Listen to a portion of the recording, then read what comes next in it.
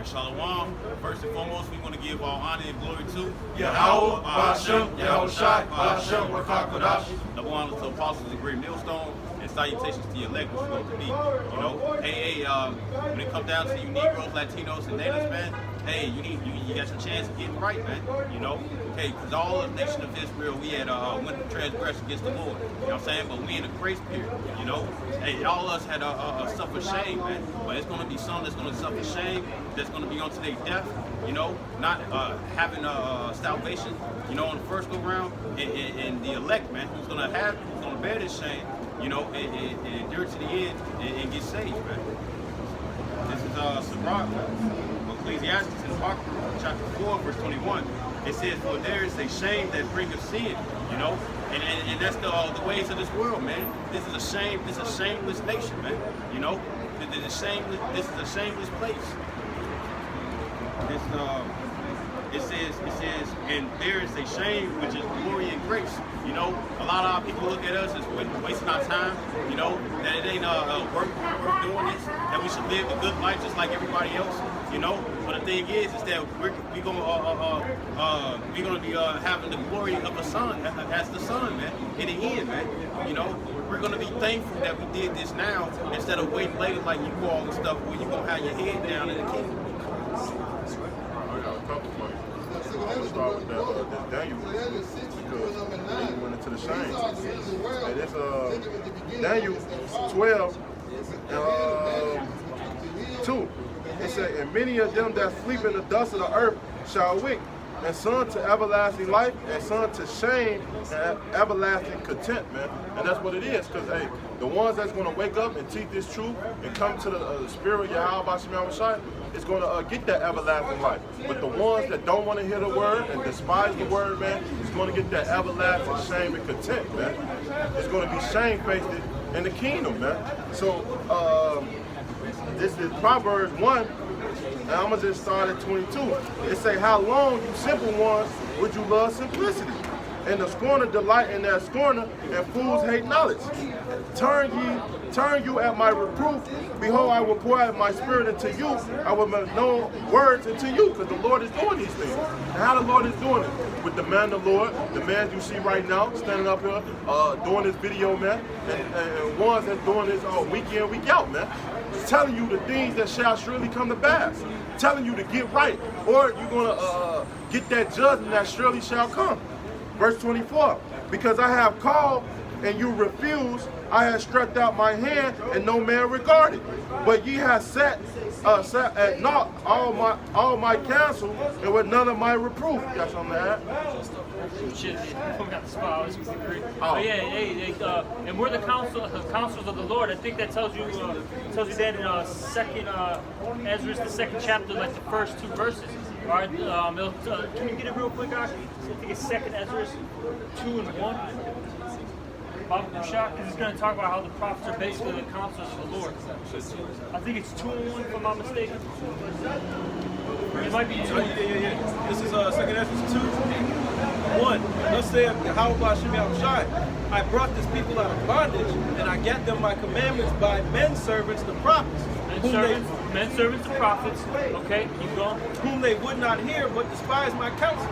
Who they would not hear, who despised his counsel. So we're the counselors of the Lord, okay? And can you read that back in Proverbs one more time? Somebody. This Proverbs 1, verse 24 again. "Because I have called and you refuse, I have stretched out my hand and no man regarded. But yet have set at naught all my counsel, and with none of my reproof." Yeah, they don't want to hear the reproof from the men of the Lord. Okay? And the reason why is because they want to feed into their flesh, ultimately. Alright, because their deeds are evil, man. They don't want to hear a rebuke and reproof. They want to continue to be little kids, basically, alright, and have that do as thou wilt spirit, man. Alright? But that's going to bring them shame, alright? That's going to give them that shame, okay, that the brother brought out in that Sirach 4. That's right, because it said what? That the shame brings them to sin. What are they ashamed of? They're ashamed of what the world is going to think of. So what? That shame makes them sin. Yeah. So they could please this world, man. You know. But then the other shame is what? Us being ashamed of the wickedness. You know. So that brings us the glory, man. You know, we that's the spirit we gotta be in, man. Because at the end of the day, they're ultimately the ones that are gonna be ashamed. Right. You know, because we're setting up a new vibration through spirit of power, Yahweh Shemi Hawashai. And that's what's gonna rule and govern the whole world, man. The world to come. That's right. You know? Right. And the scripture also says in the Apocrypha, it says that that they had sometimes my prophets in derision, and derision makes mockery. But look, when it came down to Yahushua said that all these things was going to happen as soon as he was going to get put to death. And what did they do? They spit on him. You know what I'm saying? They defamed his name. You know, even if it was true, they tried to make fun and say that he was the king of the Jews, which he was. You know, but they was trying to make mockery of him and stuff. And then when he died, and the earth was cracking open. You know, you had people rising from the dead and stuff. They was like, oh shit.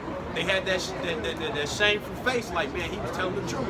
And that's what's gonna happen when martial law breaks out here, when shit hits the fan. That's the same face that a majority of our people gonna have, man. Like, damn, they was right. You know. I got a fast one, Art. This is Proverbs 29:23.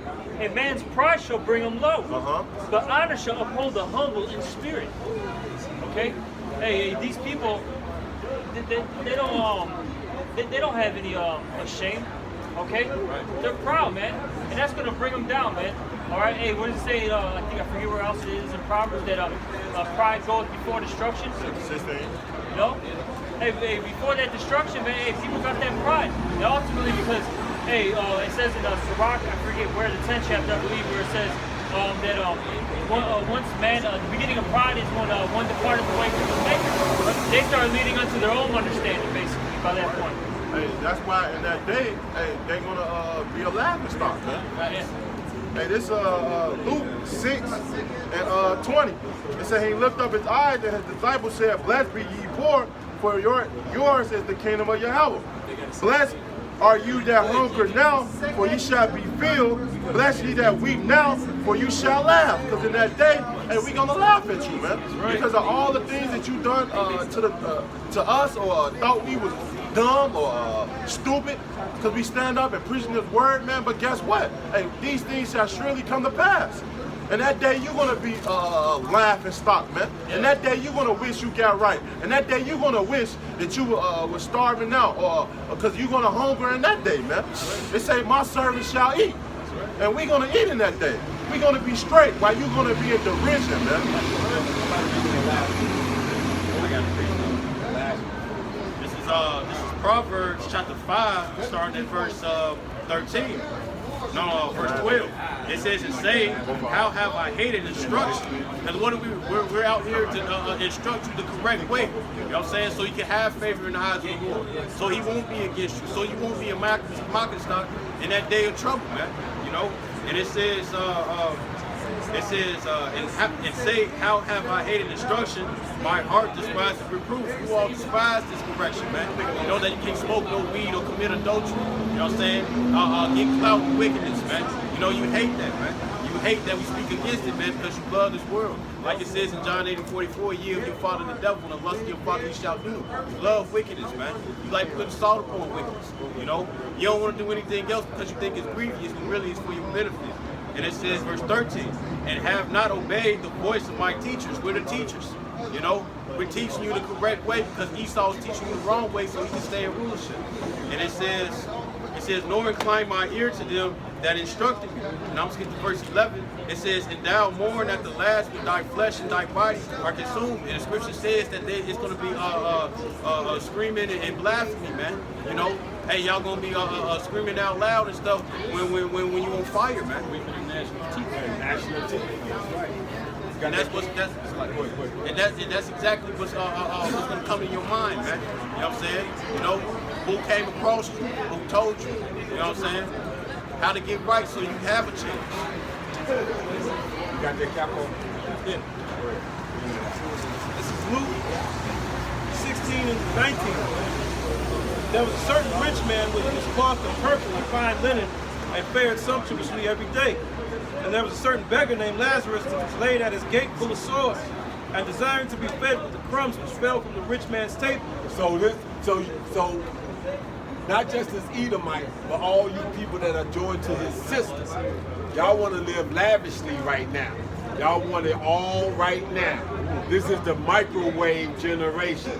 They want all their riches and all their wealth and all their satisfaction right there at their fingertips all the time. Brothers stand up here doing this work, they waiting for the kingdom of heaven where their riches is going to be forever. That's the difference. Okay? So like you said, being able to eat and all those things in that day, this is a parable that's breaking it down between the rich man, or which would be this society now, and what's about to come. That's right. Hey, so like, can I tell you real quick? And this Matthew 10:39. It said, he that findeth his life shall lose it, and he that loses his life for my sake shall find it. Going back, he got it. So we lost our life. This life ain't worth living anyway.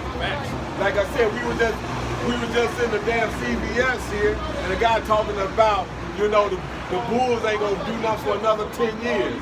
We walked out the store and looked at each other because we didn't want to say anything inflammatory in the store.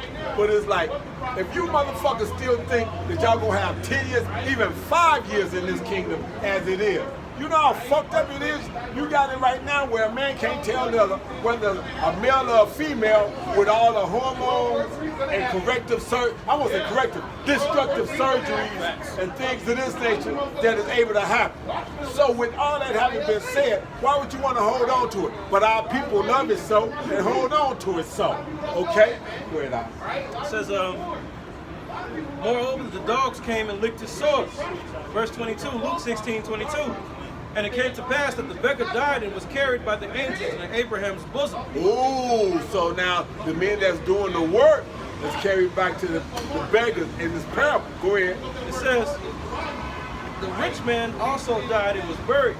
And in hell he lifted up his eyes, being in torment, seeing Abraham afar off and Lazarus in his bosom. And he cried and said, Father Abraham, have mercy on me, and send Lazarus that he may dip the tip of his finger in water and cool my tongue, for I am tormented in this flame. So what the brothers say, in that day, brothers gonna be able to eat. That's one of the promises. They gonna be able to eat. They gonna be able to drink. They gonna be taken care of. But now, if you don't have this salvation, hope for salvation for yourself on hand, you're not gonna have that. All you gonna have is destruction and turmoil and cursing on a whole different level. You didn't understand the curses now? Wait till the Lord go on and turn it up. He ain't turned the pot all the way up on the fire yet. Okay? Because the tree is still green. Right. You people are already losing hope. You already out here just through and defeated. The tree is still green, so it's starting to wither.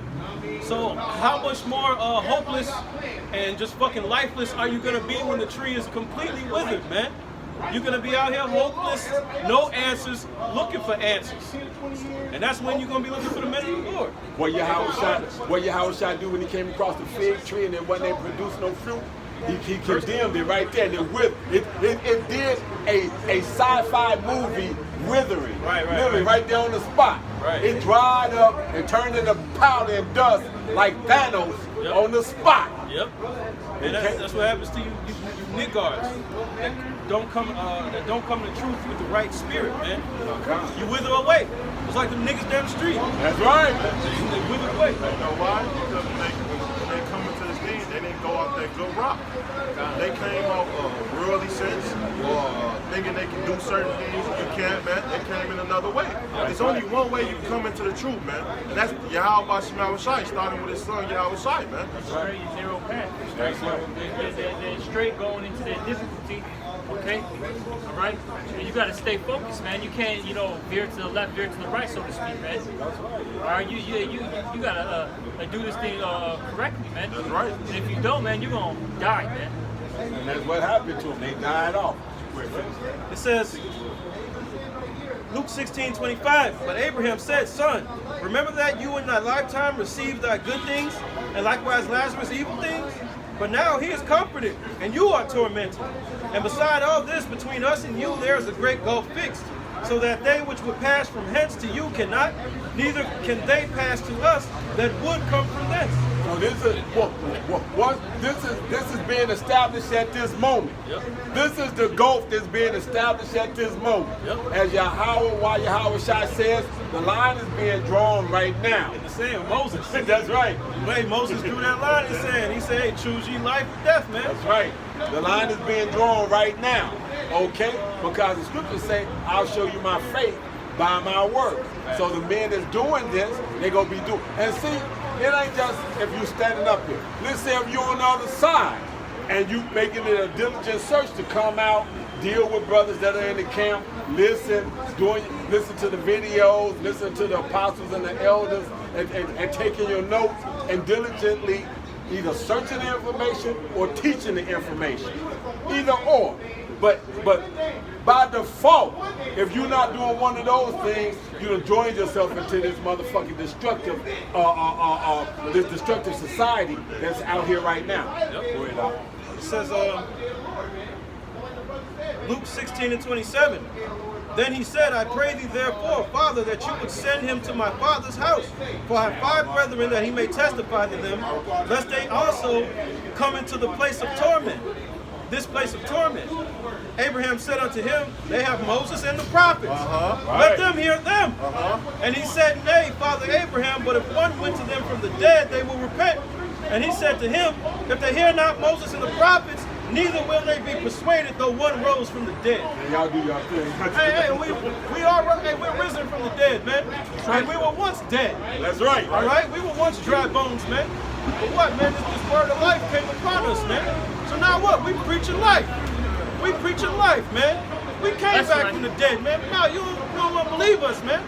They disregarded the Lord, man. You know? Hey, how much more us then? Is a servant greater than his master, man? You know? So hey, we got to go through those same things, man. You know, many there be that enter into the gate of destruction, man. You know, wide and broad is the way. Exactly. You know? Exactly. Wide and broad is the way for destruction. But this salvation is narrow. The Apocrypha call it as a road that got fire on one side and water on the other. That's right. And only one man can walk through it at a time. That's right. But on the other side of that is great riches and a kingdom and all these things. And that's what we're trying to, and that's what we aspire to. You know, here they want to aspire to a career. We want to aspire to be able to be part of the ruling class in the kingdom of heaven, where all 17 other nations have got to serve us in one consent. That's right. Under our word, which is the word of this Bible. That's right. I got you, Cabo. Here it goes. This is Ephesians 2, verse 1. And you have, we quickened who were dead in trespass and sin. When in time past you walked according to the course of this world, according to the prince of the power of the air, the spirit is now working in the children of disobedience. Yeah, that same spirit is working in the children of disobedience. Just like that same spirit of life, that light, which is Yahweh Hashem Yahushua, is working in us. That's right. Among who also we all have our conversation in time past in the lust of our flesh, Go ahead. fulfilling the desire of the flesh and the mind. Being dead, man. We were all dead. We were all fulfilling the works of darkness, man. So what? Yahweh Shai, he breathed in that breath of life. He put it back into us. We became living souls. So we were raised from the dead, man. That's right. All right? It said, and were by nature the children of wrath, even as others. But Yahweh is who is rich in mercy, for in his great love wherewith he loved us, even when we were dead in sin, have quickened us together with Yahweh. So we got quickened, man. We got the download, man. We got upgraded, man. You know? Hey, but these people don't see it. Oh well, man. All right, hey, let the multitude perish, man. That's right. To hell with them. By grace you are saved, and have risen us together and made us sit together in heavenly places in Yahweh Shai Mashiach. And this is the heavenly places. Our conversations is in the heavens. We talk how we conduct ourselves, man. It's godly, man. We have a pure disdain for wickedness, man. All right, hey, that's the mind of a God, man. That's the true mind of a man of the Lord, man. You know? So here we are, man, out here preaching every week, in season, out of season. All right, we putting up videos every week.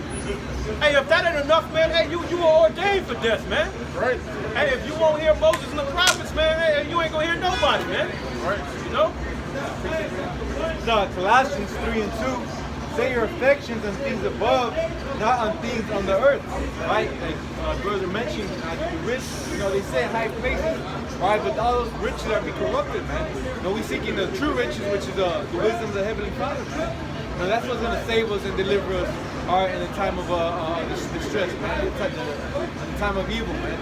It says, for ye are dead and your life is hid with Mashiach in the Most High, man. So, hey, we're new creatures, being born again, man. All right, living a righteous path, man. This is 1 John 2:15. It says, love not the world, neither the things that are in the world. If any man love the world, the love of the Father is not in him. For all that is in the world, the lust of the flesh, the lust of the eyes, and the pride of life, is not of the Father, but is of the world. And the world passes away, and the lust thereof, but he that doeth the will of Yahweh abideth forever. Well, hey, everybody who spends time on all these worldly things and cares about them, hey, eventually they're gonna pass away. Hey, but those who do the will of the Father, man, hey, they're gonna abide forever. They're gonna get everlasting life. How shall I promise? Friday night I had brought out the John 15. He did the light shall fire. It says in Hebrews 11 and 6. It says, but without faith it's impossible to please him. For he that cometh to the Most High must believe that he is, and that he is a rewarder of them that diligently seek him. And what's the ultimate thing that we're looking for? The kingdom of saved, man. To be in good case when we surrounded by death, man. And it also says, let's get to verse 1. It says, now faith is the substance of things hoped for, the evidence of things not seen. And it also says in Romans 8 and 24, saying,